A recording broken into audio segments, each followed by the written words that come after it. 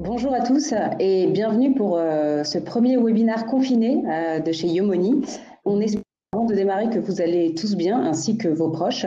On a décidé de renouveler l'expérience du webinaire suite à la période que nous connaissons avec comme introduction timide hausse des marchés, déconfinement, à quand un retour à la normale. Dans cette période quelque peu particulière, que signifient les quelques signaux positifs qui semblent apparaître sur les marchés? En sont-ils vraiment? Et quels sont les impacts réels sur vos investissements et également sur notre économie? On va discuter ce soir avec David Ganosi et Alexina qui constituent une grosse partie à eux deux de notre équipe de gestion. Et ce que je vous propose pour démarrer, c'est d'abord de décrypter la situation macroéconomique avec David Ganosi. David, je te donne la parole. Merci Charlotte, vous m'entendez bien? Ça va? Ouais. Donc effectivement, pour commencer, juste quelques mots assez rapides sur l'environnement macro et de marché. D'abord quelques mots sur l'état des lieux et puis je terminerai en essayant d'être un peu prospectif, même si c'est un peu difficile dans l'environnement actuel. Bon, sur l'état des lieux, ce qu'on peut d'abord dire en ce qui concerne la situation sanitaire, puisqu'il faut quand même bien rappeler que toute l'origine des problèmes économiques et financiers qu'on connaît aujourd'hui, c'est très clairement la pandémie et les mesures qui ont dû être prises pour la contrôler.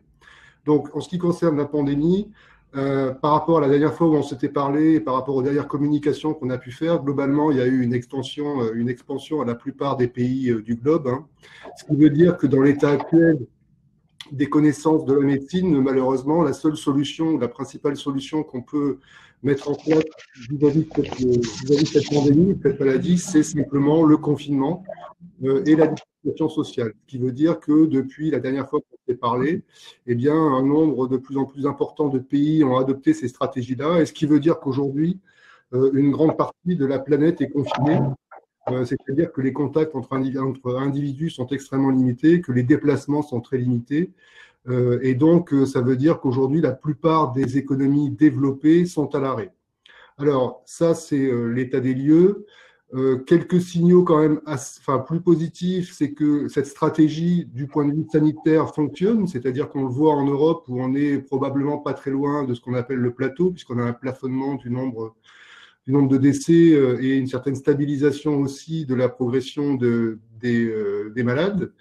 Les États-Unis sont un petit peu en retard par rapport à l'Europe, mais pas beaucoup. On commence à avoir aussi, par exemple, à New York, des chiffres un peu plus rassurants. Et puis, par contre, les autres zones, on a plus ou moins des chiffres, mais on voit bien qu'en particulier dans les pays développés, dans les pays émergents, la situation est un peu plus compliquée. Bon, ce qu'il faut retenir de tout ça, c'est que du point de vue sanitaire, les stratégies de confinement sont plutôt efficaces. Un petit bémol, on en parlera quand même dans la partie prospective, c'est que les risques de deuxième vague sont pas nuls. On le voit par exemple à Singapour, qui a été obligé aujourd'hui d'annoncer une prolongation d'un mois du confinement. Alors ça, c'est sur le plan sanitaire, je dirais une expansion de l'épidémie à l'ensemble de la planète, mais des stratégies de confinement qui réussissent à limiter l'expansion du virus. Premier point. Deuxième point sur le plan économique, c'est que ces stratégies-là qui sont un succès, entre guillemets, sur le plan sanitaire, ont un coût économique extrêmement important. On a eu désormais des chiffres qui nous permettent de le mesurer. Bon, je vais pas en dégrainer beaucoup, mais simplement un ordre de grandeur qui a été donné par l'INSEE et qu'on constate à peu près partout, c'est qu'en gros, depuis que le confinement est en place, l'activité a reculé d'à peu près un tiers. Donc ça veut dire qu'il y a 35% du PIB qui a disparu brutalement au moment où le confinement a été mis en place, qui a empêché un certain nombre d'activités. Donc ça veut dire que en rythme annuel, toute période de confinement de un mois, en moyenne annuelle, ça coûte 2 à 3% de croissance du PIB. Donc c'est un choc qui est extrêmement violent. On le voit sur tout un tas d'autres indicateurs, sur le marché du travail, les enquêtes de conjoncture, la production industrielle. Donc on a un arrêt brutal de l'activité. C'est une ampleur qu'on n'a jamais vue. Historiquement, il faut bien avoir en tête que ça, c'est un choc que historiquement on n'a pas vu depuis que des stats existent, depuis en gros la Seconde Guerre mondiale. Donc c'est un choc sur l'activité économique, une mise à l'arrêt extrêmement violente. Alors ça, c'est le côté négatif. En face de ça, le point positif quand même, c'est que les gouvernement et les banques centrales en même temps ont adopté des mesures extrêmement, je dirais, volontaristes et extrêmement ambitieuses en termes de soutien à l'activité. Alors que ce soit du côté de la politique budgétaire, hein, puisque en gros la stratégie des États, ça revient à se substituer aux employeurs, alors soit en payant directement, comme c'est le cas aux États-Unis, en envoyant des chèques aux consommateurs, soit comme c'est le cas en France par exemple, en mettant en place des mesures de chômage. Donc ça veut dire qu'il y a une réaction qui a été finalement extrêmement rapide en termes de soutien budgétaire. Après, je ne parle pas non plus des soutiens aux entreprises, hein, qui sont également extrêmement importants. Et le montant de soutien, on parle de plusieurs points de PIB, hein, en moyenne autour de 3 à 4% de PIB, donc c'est pas rien. Mais c'est pas ça, effectivement, qui va provoquer et permettre un redémarrage de l'activité, mais c'est juste que ça permet d'entretenir le tissu économique, à la fois les consommateurs et les entreprises, durant le confinement. À côté de ça aussi, ça c'est très important, c'est que les banques centrales ont également été extrêmement actives, et en particulier, elles sont un soutien très important pour les États, parce que le financement des mesures gouvernementales en termes de dépenses budgétaires, et on va dire en grande partie assuré, même si ce n'est pas directement sur le marché primaire, c'est plutôt sur le marché secondaire, mais il est quand même assuré à un coût par les banques centrales qui sont présentes sur le marché de la dette publique, que ce soit en Europe ou aux États-Unis. Donc un choc extrêmement violent sur l'économie, mais des réactions de politique économique qui sont je dirais, à la hauteur jusqu'à présent, avec des hésitations, etc., mais globalement qui sont plutôt à la hauteur. Et tout ça sur les marchés financiers, ça a donné quoi? Alors, ça a donné un ajustement qui est assez brutal, mais qui est finalement n'est pas une crise financière. C'est-à-dire qu'on a un ajustement à la baisse sur les actifs risqués qui sont sensibles au cycle économique, typiquement les marchés actions, avec les impacts prévisibles sur les profits. Ils ont évidemment reculé, mais on n'a pas eu notre exemple, c'est la dette d'entreprise, hein, les obligations corporate, en particulier les moins bien notées qui ont pas mal souffert. Donc on a un ajustement assez brutal sur les marchés financiers, mais on n'a pas une dislocation des marchés financiers. On a des marchés financiers qui continuent à fonctionner normalement, à peu près normalement. Et donc ça, c'est quand même plutôt une bonne nouvelle, et c'est aussi en grande partie le résultat de l'action des banques centrales, hein, qui veillent très étroitement au bon fonctionnement des marchés financiers. Voilà, si je devais résumer la situation présente, c'est, comme je l'ai dit, une expansion du virus qui a été globale, des stratégies de confinement qui commencent à porter leurs fruits et à être effectives et efficaces dans beaucoup de pays, un choc économique extrêmement brutal dont on mesure aujourd'hui l'ampleur, une ampleur historique, hein, une baisse d'activité vraiment très forte, mais en face de ça, des mesures de politique économique qui sont plutôt rassurantes et à la hauteur. Alors, si on essaye d'être un peu prospectif, donc ce qui est vraiment pas facile aujourd'hui, mais si on essaye d'être un peu prospectif, bon, la bonne nouvelle, hein, c'est quand même qu'on commence à parler maintenant de déconfinement. Donc, ça a été le cas en beaucoup de pays d'Asie. Ça commence à être le cas progressivement en Europe. Et puis, aux États-Unis, le débat est assez chahuté sur le sujet, mais ça finira par arriver aussi. Et donc là, la bonne nouvelle, c'est qu'effectivement, le déconfinement devrait permettre une reprise progressive de l'activité. Donc ça, c'est un élément qui est plutôt encourageant. Quelques petits bémols par rapport à ça. Je l'évoquais tout à l'heure, il y a quand même une question sur la deuxième vague et sur le risque d'un déconfinement laxiste, on va dire. Et ça, comme je le disais tout à l'heure, hein, Singapour, c'est un bon exemple. Hein, il faut faire très attention à pas laisser le virus se redéployer, parce que les choses sans vaccin et sans traitement très efficace, on retomberait dans les travers du début, hein, c'est-à-dire des systèmes médicaux qui sont engorgés. Donc ça, c'est un premier bémol. Deuxième bémol qui va un peu avec ça, c'est que on commence à le voir en France, par exemple, hein, c'est que le déconfinement va être très progressif. Donc ça veut dire que le retour à la normale sur l'activité économique, il va se faire de façon progressive aussi, et que donc les scénarios en V qu'on pouvait envisager, hein, sur la reprise de l'activité il y a quelques semaines, ils apparaissent assez lointains. On voit bien que ça devrait être plutôt un retage extrêmement progressif de l'activité. Donc ça, c'est un premier point. C'est évidemment pas une nouvelle très bonne, hein, parce que ça veut dire que par rapport au scénario qu'on pouvait avoir il y a quelques semaines, le redémarrage va être beaucoup plus lent. Ceci étant dit, logiquement, on devrait quand même commencer à assister à une reprise de l'activité sur le second semestre. Donc ça, c'est un premier point si on essaye d'être un peu prospectif. Deuxième point, un peu plus sur les marchés. Bon, on a eu, comme je l'ai dit tout à l'heure, un ajustement assez brutal sur les marchés actions, un certain rebond, on en reparlera, Alexis en reparlera tout à l'heure. Au global, si on regarde les marchés leaders, en particulier le marché américain, on est à peu près à 20% en dessous des plus hauts. Bon, 20% en dessous des plus hauts, c'est pas des niveaux qui paraissent aberrants compte tenu de la baisse qu'on peut attendre sur les profits, hein. On a des reculs d'activité qui vont être considérables cette année. On parle entre 5 et 10%, voire plus sur le PIB. Donc, ça veut dire que sur les profits, on parle de recul de 30 à 40% hein, des profits des entreprises. Sachant que le niveau de marché qui n'était pas un très bon marché, ça veut dire que c'est difficile, malgré la baisse qu'on a eue là, d'être très enthousiaste aujourd'hui sur les niveaux de valorisation, sachant qu'il y a beaucoup de questions qui perdurent sur la reprise de l'activité, sur la reprise des profits.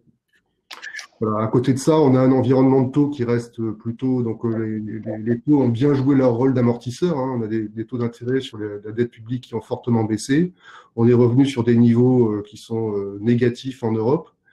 Et donc ça, c'est plutôt une bonne nouvelle. Et je crois que le soutien des banques centrales permet de penser qu'on va rester dans un environnement de taux très très bas, probablement encore très longtemps, parce que en particulier les États auront besoin de se financer et que les banques centrales veilleront à ce qu'on n'ait pas de soucis de financement pour les gouvernements. Bon, voilà en gros sur le panorama macro et financier global. Ok, merci David pour ton intervention. La question subsidiaire à cette première présentation, ce point macroéconomique réalisé par David, je vais me retourner vers Alexis Nac, savoir quel impact en fait cette reconfiguration macroéconomique a eu sur en fait les portefeuilles Yomoni, et puis peut-être par suite faire un point sur les performances depuis le 1er janvier. Alors merci Charlotte, bonsoir à tous. Pour ceux qui n'avaient pas suivi notre dernier webinaire, je vous rappelle que nous avions débuté l'année avec une allocation qui était plutôt favorable aux actions, car on était dans un contexte macroéconomique, une croissance modérée avec une inflation modérée, qui nous paraissait extrêmement favorable à cette classe d'actifs. Si je prends l'exemple d'un profil 6, par exemple, qui est notre allocation équilibrée, c'est-à-dire dont l'allocation de référence de long terme, ce qu'on appelle allocation stratégique, est composée de 50% en actions internationales et 50% en obligations européennes, on était alors exposé à 55% en actions. Ça veut dire qu'on était surexposé de 5% en actions par rapport à notre allocation stratégique de long terme. À partir de fin février, et ça on vous l'avait dit au dernier webinaire, on avait progressivement réduit notre exposition aux actions pour la ramener à 45% du portefeuille au fur et à mesure que les mesures de confinement se durcissaient en Chine et après dans le reste du monde. On avait également soldé tous nos paris tactiques procycliques, à savoir notre surexposition aux valeurs technologiques au sein des actions et nos positions sur les obligations à haut rendement, à yield, ou aux obligations émergentes dans la poche obligataire. Donc ça, c'est où on en était au dernier point, au dernier webinaire qu'on avait fait ensemble. À mi-mars, peu de temps, je dirais, après le dernier webinaire, la chute des marchés a fait que l'allocation de nos portefeuilles s'était trop écartée de leur allocation stratégique de long terme. C'est-à-dire que leur exposition aux actions était très proche de leur limite basse. On a donc organisé un comité de gestion exceptionnel pour remonter l'exposition aux actions des portefeuilles vers leur poids cible. Si je reprends l'exemple du profil 6, qui est notre portefeuille équilibré, l'exposition aux actions était tombée à 40% sous l'effet des marchés. Nous avons donc racheté 5% d'actions pour ramener ce poids vers leur poids cible de 45%. Et ça, c'est extrêmement important parce que c'est la robustesse de notre process. C'est en aucun cas une intuition que les marchés allaient rebondir ou une conviction d'un des gérants qui nous a fait faire ça. C'est vraiment nos process qui nous ont fait remonter les actions et ça nous a permis de ne pas rater le rebond de près de 25% des marchés qui a suivi et qu'une fois de plus, personne n'attendait. À l'époque, ce qu'on entendait, c'est que les marchés vont continuer à dévisser parce que l'épidémie n'est pas encore arrivée aux États-Unis et ça va continuer à dévisser. Une fois de plus, ce rebond, et j'insiste, personne ne l'attendait. Cette situation illustre bien plus important, que ce soit du côté de la gestion comme du client, mais ça, Charlotte, je pense que tu vas en parler, c'est de ne jamais trop s'écarter de son allocation stratégique. Car ces rebonds sont complètement imprévisibles et si vous les ratez, vous aurez extrêmement de mal à rattraper votre retard par rapport à vos objectifs personnels. Enfin, on a fait un dernier comité de gestion début avril, au cours duquel on a décidé de maintenir notre biais relativement prudent qu'on avait adopté depuis le début du mois de février, comme je l'ai dit, c'est-à-dire que nous avons maintenu notre sous-exposition aux actions à 45%. c'est-à-dire que nous sommes toujours sous-exposés de 5% aux actions, toujours dans l'exemple d'un profil 6 équilibré. Bien sûr, après, ça se décline dans tous les autres profils de gestion. En plus, pour traduire cette vue prudente, pour aller un peu plus loin dans cette vue prudente, on a introduit des positions défensives au sein des actions sur des secteurs défensifs, santé, télécom et services aux collectivités, dont les perspectives de profit devraient être bien moins affectées par la récession des prochains mois. Parce que comme l'a dit David, même si on a identifié des signaux encourageants de reprise, on sait très bien que la reprise va être beaucoup plus lente que ce qu'on avait anticipé il y a quelques semaines, voire quelques mois, et donc et que la dynamique macroéconomique à court terme va rester extrêmement défavorable. Alors, en termes de performance, si je prends les assurances vives, les performances depuis le début de l'année sont en baisse, parce qu'elles sont entre moins 0,8% pour un profil 1, moins 6,4% pour un profil 6 et moins 12,6% pour un profil 10. Donc, profil 10, pour rappel, c'est notre profil le plus risqué, 100% investi en actions. Ces performances, naturellement, sont nettes de tout frais. On t'entend plus, Alexis. On t'entend plus. Oui, vous m'entendez? Excusez-moi. Donc, si je reprends sur les performances, entre moins 0,8 pour un profil 2 et moins 12,6 pour un profil 10. Donc, je disais, elles sont en baisse. Je ne sais pas où je m'étais arrêté. Donc, elles sont en baisse, mais en relatif, ces résultats sont extrêmement encourageants. Si on se compare aux plus gros fonds diversifiés qui sont enregistrés dans Morningstar, sur un an, on bat 86% des fonds diversifiés de même profil de risque. Donc, c'est un très, très bon résultat. De gestion active, des fonds de gestion active. Exactement. On a pris tous les fonds diversifiés, enfin les plus gros fonds diversifiés qui sont dans la base de référence de Morningstar. Et donc, si on prend ces fonds diversifiés à profil de risque équivalent à nos profils de risque, et bien évidemment, on en bat 86% sur un an et 95% depuis notre lancement. Donc, ça prouve bien que notre modèle de gestion sous mandat indiciel fonctionne très, très bien. Il reste très, très solide dans ces périodes de forte volatilité. Mais de toute façon, on vous enverra à l'issue de ce webinaire, on vous enverra tous ces graphiques qui illustrent tous ces résultats. OK. Ça a été parfaitement clair. Moi, j'ai une petite question subsidiaire. On avait longtemps entendu parler des problèmes de liquidité des ETF en période de crack. Est-ce que tu peux peut-être rajouter un petit mot rapidement sur ça? On avait entendu dire que l'ETF n'était pas aussi liquide que d'autres classes d'actifs financiers. Là, pour le coup, on traverse cette période très, très douloureuse sur les marchés. Qu'est-ce qu'on peut évoquer sur ce sujet? Je pense que c'est l'occasion de… Alors, merci Charlotte, c'est une question très, très importante. J'entends beaucoup dire qu'il y a des risques de liquidité ou des bulles sur les ETF.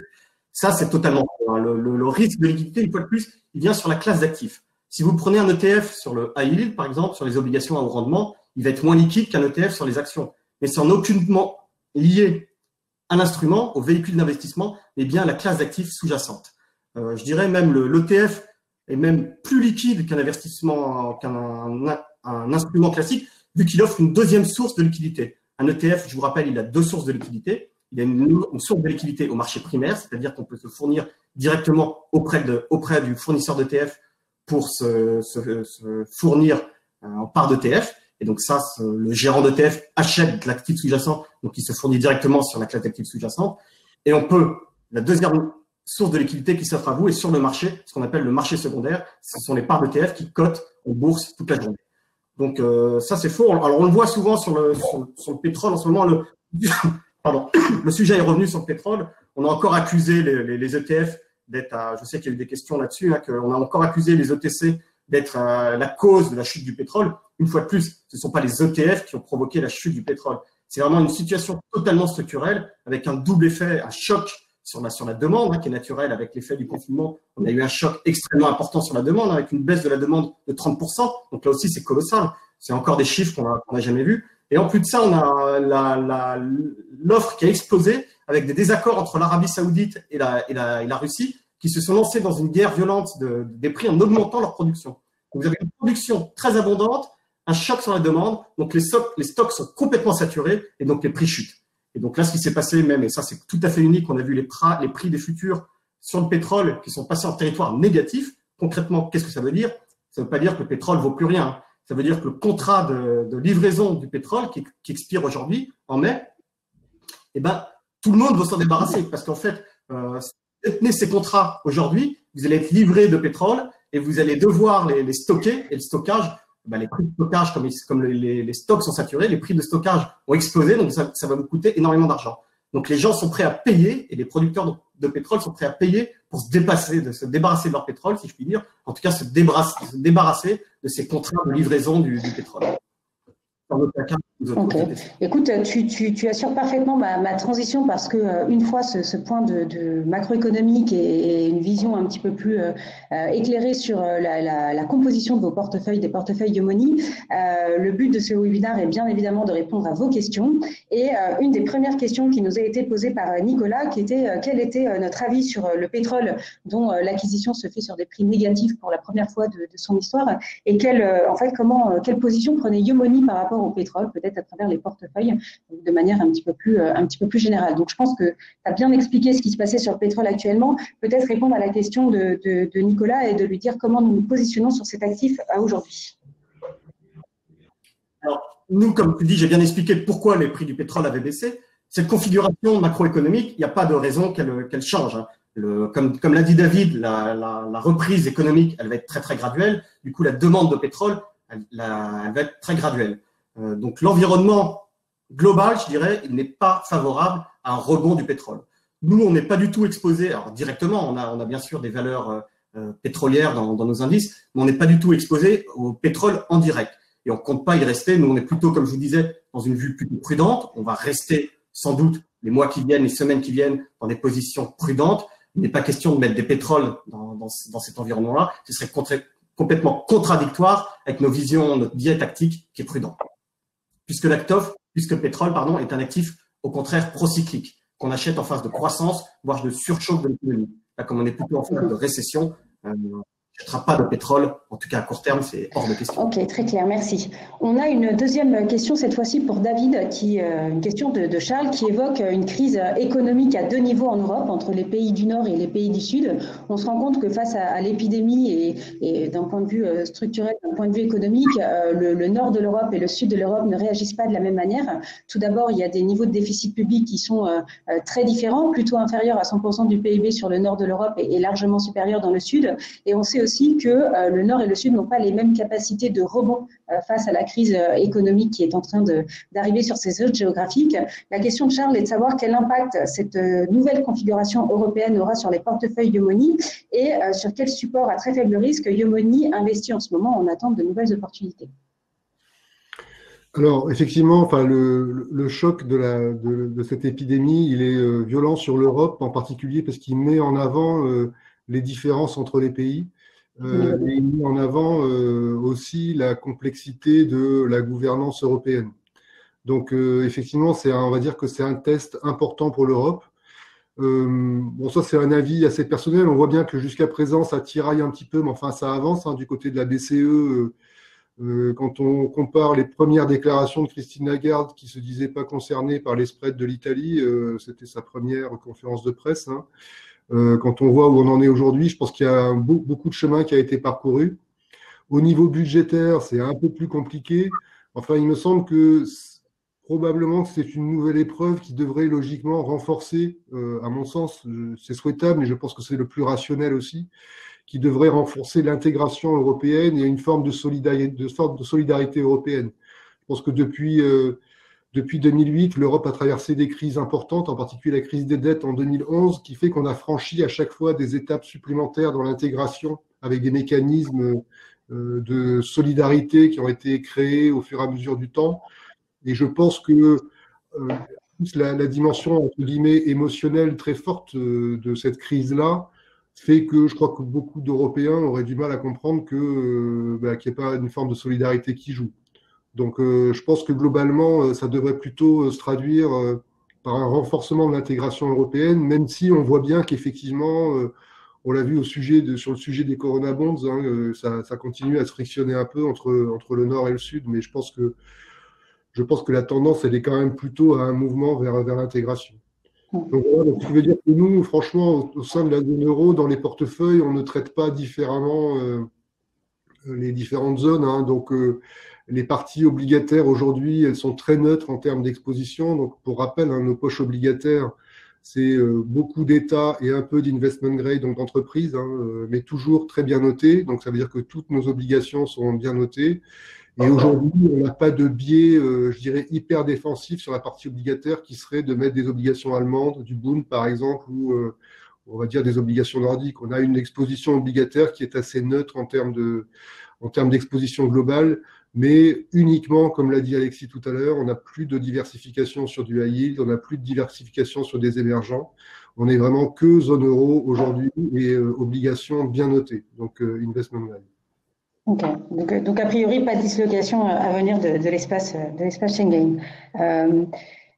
Troisième question pour encore toi, David, de la part de Paul, qui demande qui lui s'inquiète un petit peu de tous les actifs qui sont rachetés par les banques centrales, que ce soit par la Fed et par la BCE, et qui se demande en fait si le pire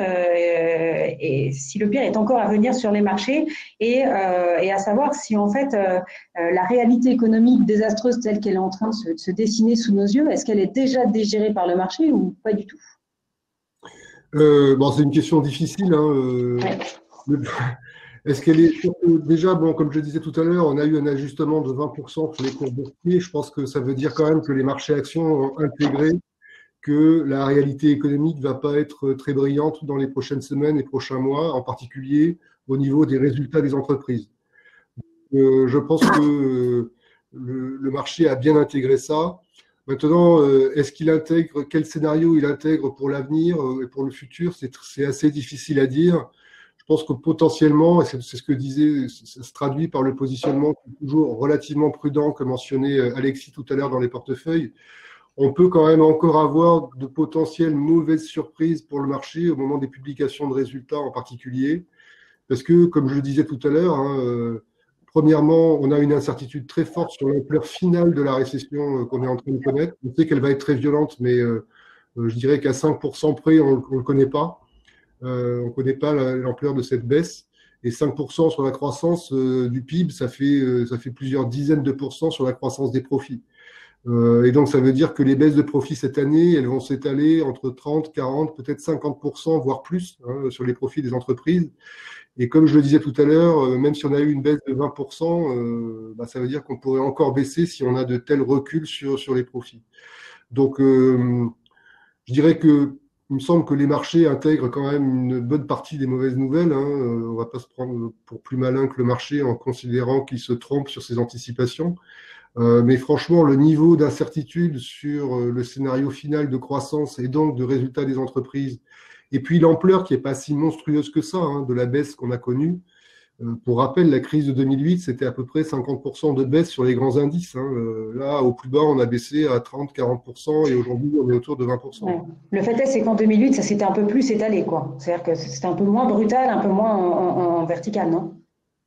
Oui, c'était plus étalé, exactement. Mais le choc fondamental macro, il était moindre en fait. Alors c'était une crise financière 2008, mais là, on a un choc macro d'une ampleur, alors en même temps qui est très particulier aussi, parce qu'il est lié au confinement et que quand le confinement va être levé, il va se résorber progressivement. Mais il y a quand même un nombre d'inconnus sur le comportement des agents économiques par la suite, les ménages, les entreprises. Est-ce que les gens vont être plus prudents que ce qu'ils l'auraient été s'il n'y avait pas eu de crise? Probablement. Donc, il y a beaucoup de choses qu'on ne sait pas, en fait. Et un facteur aussi très psychologique. Peut-être qu'une mise au terme de cette crise sanitaire aurait aussi un effet très positif sur la psychologie de marché. Ouais, non, enfin, c'est possible, mais quand on regarde ce qui se passe en Chine, par exemple, je pense au comportement des consommateurs, etc., c'est pas non plus les millions de joie. Donc, bon. Oui, c'est-à-dire que tout ne reprendra pas le 11 mai. C'est pas, OK. Charlotte s'est déconnectée. Peut-être que je sais que moi j'avais eu des questions parce que vous aviez envoyé vos questions en avance. J'avais eu des questions sur l'allocation stratégique, notamment. Donc ce que j'appelle l'allocation stratégique, c'est le profil de gestion en fait. On a beaucoup de questions. Dans ces contextes de marché compliqués, quel profil je dois choisir? Est-ce que je dois changer de profil? Ça, ce sont des questions qui reviennent très souvent. Pour répondre à cette question, il est important de revenir, je dirais, aux bases du process de gestion. Nous, vraiment, le but de l'équipe de gestion, c'est de construire l'allocation stratégique qui correspond à chaque profil de gestion, c'est-à-dire à chacun de votre projet personnel. Donc, c'est extrêmement important de bien calibrer votre profil de gestion. Je sais que parfois, le questionnaire qui vous permet de construire votre profil de gestion, hein, le questionnaire de souscription, parfois est un peu pris à la légère, alors qu'il est extrêmement important. Je dirais c'est le plus important, c'est votre profil. Donc, il faut faire ce questionnaire très sérieusement pour avoir le bon profil de gestion. Une fois qu'on a le bon profil, nous, on va construire l'allocation stratégique qui correspond à ce profil de gestion. Et cette allocation stratégique, elle doit vous permettre d'être parfaitement à l'aise avec votre projet, quel que soit le contexte de marché. C'est pour ça d'ailleurs qu'on a fait 10 profils de risque. Hein. C'est que pour affiner au mieux vos besoins et pour pouvoir répondre à tous vos projets. On nous demande souvent pourquoi 10 profils, parce que les projets ils sont tellement nombreux qu'il faut bien les affiner. Et donc, chaque profil, chaque allocation stratégique doit correspondre à un profil bien défini. Donc, les marchés ne doivent absolument pas influencer la construction de ce profil ni l'allocation stratégique qui en découle. Au contraire, elle doit être complètement externe à tout ça.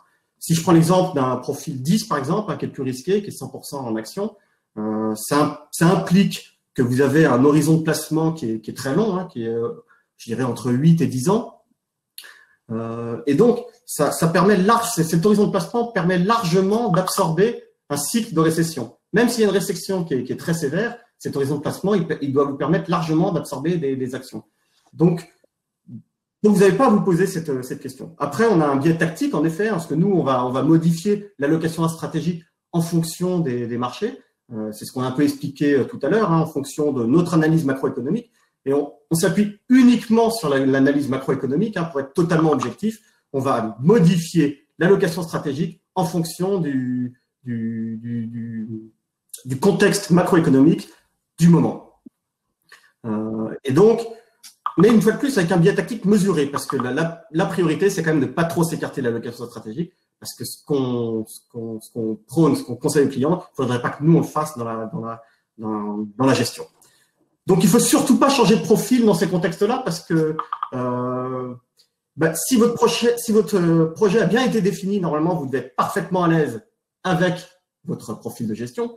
Et en plus, si un changement de profil risque d'être redondant avec un acte de gestion qu'on aurait fait dans les portefeuilles, ou pire, contradictoire avec ce qu'on aurait fait dans les portefeuilles. Et ça, c'est catastrophique parce que là, ça va complètement détruire la performance de votre portefeuille. Donc voilà sur l'allocation stratégique.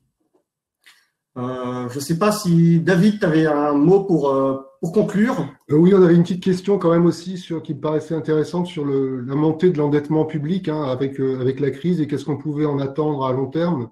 Ça, c'est une question qui est revenue assez souvent de la part des clients.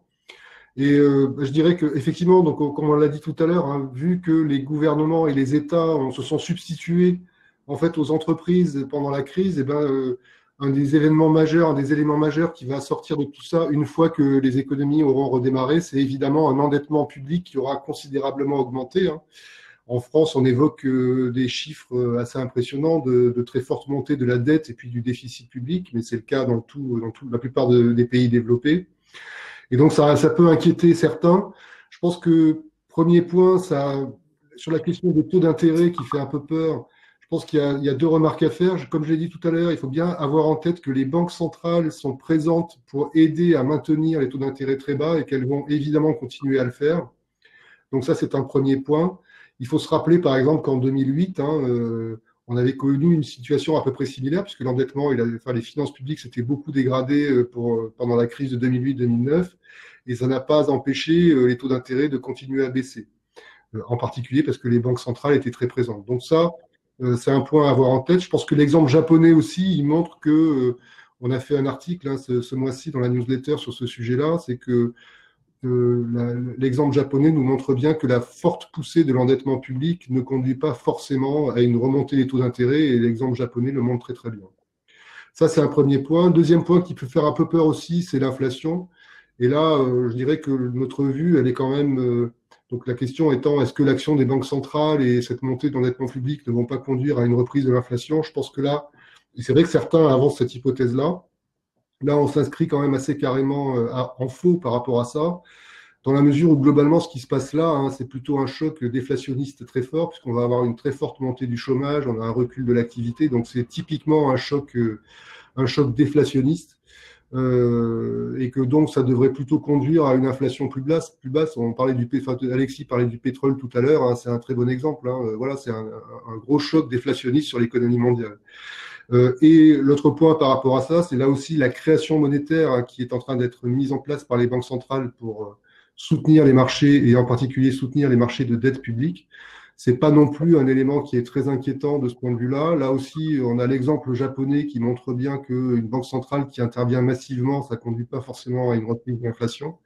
Et l'exemple de 2008 le montre encore, hein, on avait des banques centrales qui avaient largement accru leur bilan et leurs actifs lors de la crise de 2008-2009, et ça n'a jamais conduit à une reprise de l'inflation. Donc tout ça se résorbera probablement par des hausses d'impôts, mais sur des décennies. Hein. Enfin, globalement, les économies développées vont sortir de la crise avec des niveaux d'endettement très élevés, et le dosage sera évidemment très très délicat dans le resserrement de la politique budgétaire qui sera nécessaire à terme pour rétablir les finances publiques. Mais c'est quelque chose qui prendra du temps, voire des générations.